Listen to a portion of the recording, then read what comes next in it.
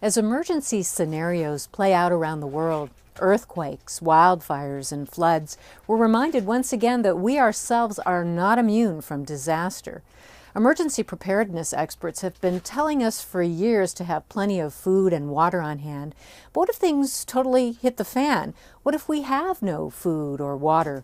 What if somebody dies in your home in the middle of a disaster? Recently, Lowell Deo went out with survival guru and author Cody Lundin. He tells us what to do when all hell breaks loose. I have never felt more petrified going to the supermarket. Some people shop for supplies, some shop for satisfaction, but Cody Lundin and I are shopping for survival. So Cody, I'm looking at a bunch of cat food. Is this how we're going to save my life? Not initially, but eventually I do recommend the Fancy Feast. The author of the newly released book, When All Hell Breaks Loose, Stuff You Need to Survive When Disaster Strikes, says the difference between surviving the next crisis and succumbing could be on the aisles of the nearest grocery store. I see chlorine down there. Let's go talk about water disinfection. From bleach that will help make water safe to drink, to plastic bags that will help you handle a corpse, to rat traps that could provide your next meal. Cody ain't your father's survival expert. What's the first thing we'd have to do to survive? The first thing that's key is regulating body temperature. If Cody looks familiar, you've probably seen him teaching survival tricks on national television shows like Today and Dateline NBC. This is power. And you make it look easy. Now it's your turn. Yeah, well, now I'll make it look hard. But Cody is leaving the wilderness behind him, at least for the day. He's in Seattle, getting me ready for the big one. Okay, here's what I'm talking about. Sodium hypochlorite, 5.2 or 6%, regular household bleach. Okay. Chlorine is the wonder chemical you need to have close by in case of the next earthquake, volcanic eruption, terrorist attack, or any time your only available water source is contaminated. And how I would use this is for a 1-quart bottle, which I happen to have a quart bottle right here. You come prepared, don't you? I'd use 2 to 4 drops per quart of this and let it sit for 30 minutes. Now, Cody says a slight bleach smell in your water won't kill you. You need that smell to know that your water's safe. But don't throw that bleach away just yet. And this is multiple use, Lowell. We can disinfect after a corpse in the front yard. You know, you can use this in your portable potty in the backyard. Come again? We can disinfect after a corpse in the front yard. Cody says when disaster strikes, expect dead bodies. Your survival could depend on how you get rid of them. Plastic bags. Worth their weight in gold. Let's check these out. What do we need with plastic bags? Plastic bags, I mean, multiple use. Again, check this out. Here we have this brand name freezer bags. I can improvise these as mitts. Again, if I'm moving a dead body or dealing with fecal material because of alternative sanitation, I can actually store water in them. Cody says, don't scrimp. Brand name freezer bags have thicker walls and provide better protection. Oh, and get some lawn and grass bags while you're at it. We'll tell you why in a bit. Now look at this here. We have this entire picnic area of stuff. Paper plates, paper bowls, paper cups. In the meantime, Cody finds some items that will save you precious water. What's going to happen in a disaster situation when you're eating weird food or canned food or whatnot? Water might be at a premium. Water belongs in your body first to regulate core body temperature.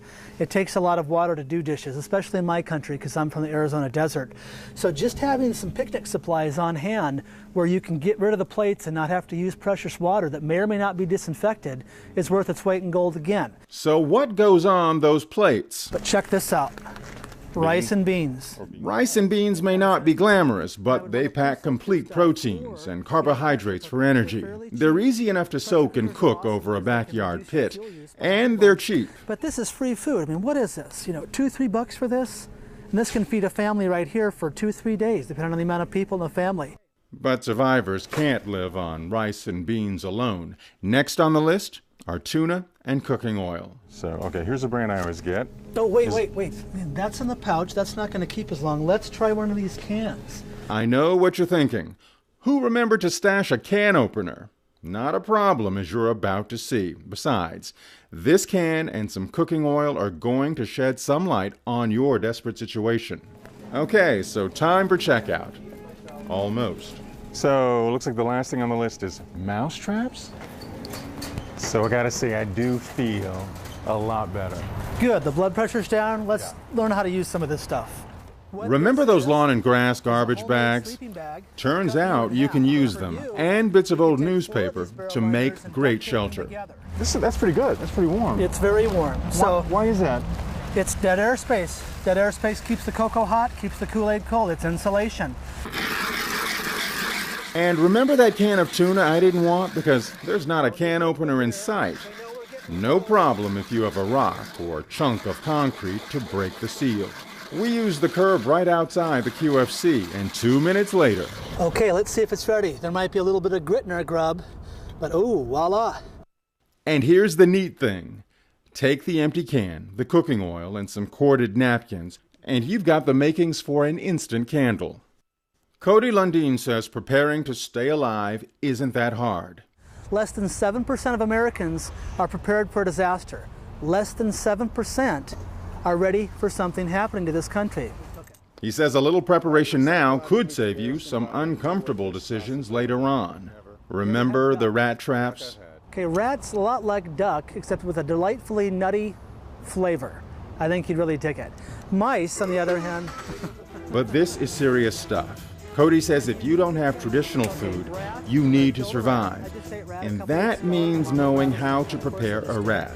Kill the rat, skin the rat, just like you would an elk or whatever, and then gut the rat. You can eat all the organ meats. You want to check for the kidneys and the lungs, make sure the rat is healthy, get rid of all the intestines. You'll actually see rat poop up in the body.